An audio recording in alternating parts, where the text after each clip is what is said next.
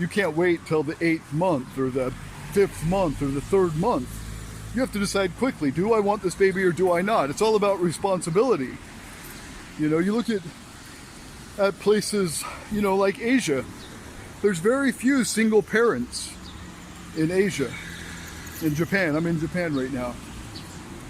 Because they require their people, as a cultural expectation, not even as a legal expectation, but as a cultural expectation, they require their people to be responsible.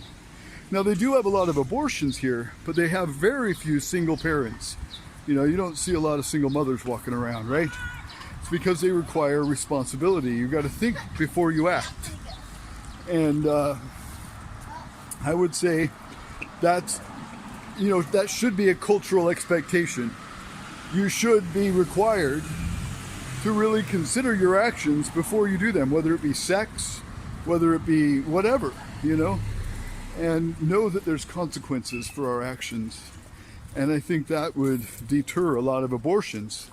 You know, when it comes down to like late term or afterbirth abortions, I mean, it's disgusting because at that point the baby's got a fully functional brain, fully functional heart. At 23 weeks, it's a human that's capable of living outside of the mother.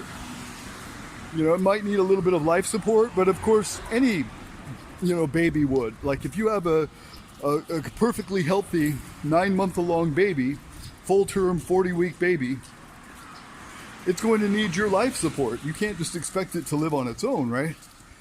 But a 23-week-old baby can be born, can live outside of the mother with some life support and be a fully functional, healthy human being. So I see no difference, like especially at that late on, you know, like there's no need to suck out a baby's brain or chop it into bits in the womb to abort it. There's so many other ways. You know, I mentioned too the estrogen shots and the Plan B. There's during sex contraception. There's pre-sex contraception, like the pill, the Depo-Provera, the IUD, whatever. But then there's, you know, condoms, the sponge, there's spermicide, there's other things. And then there's after sex contraception, like the Plan B and estrogen. There's no need, we're not in the dark ages anymore. This isn't medieval times. You know, a coat hanger or an abortion suction tube or a scalpel or whatever they use to chop up a baby in the womb, forceps really, they just rip it apart, isn't necessary. You know, we're not in the dark ages anymore. We need to start holding people accountable, and that's my only point. When I talk about these topics, it's not to get the government involved.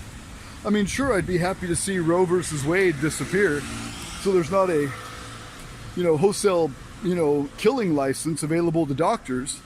I think that's wrong. I think that's immoral. But I'm not talking about, you know, putting women in prison for having abortions. That's not at all what I'm talking about. I've never said that. I'm just saying we need to be more responsible. This whole, you know, hippie love, you know, whatever, feminist movement in the 60s, you know, I don't need no man, I'm gonna have sex with 50 guys and have 5 baby daddies and 25 abortions. That kind of thing needs to stop. That's irresponsible, it's immoral, and we're losing our sanctity of life, you know, our respect for humanity. We need to stop that. That's all I'm saying. Rest up in your books, Keep a cool head. Don't get excited. Keep a cool head. You are right. Keep a cool head. Don't get excited.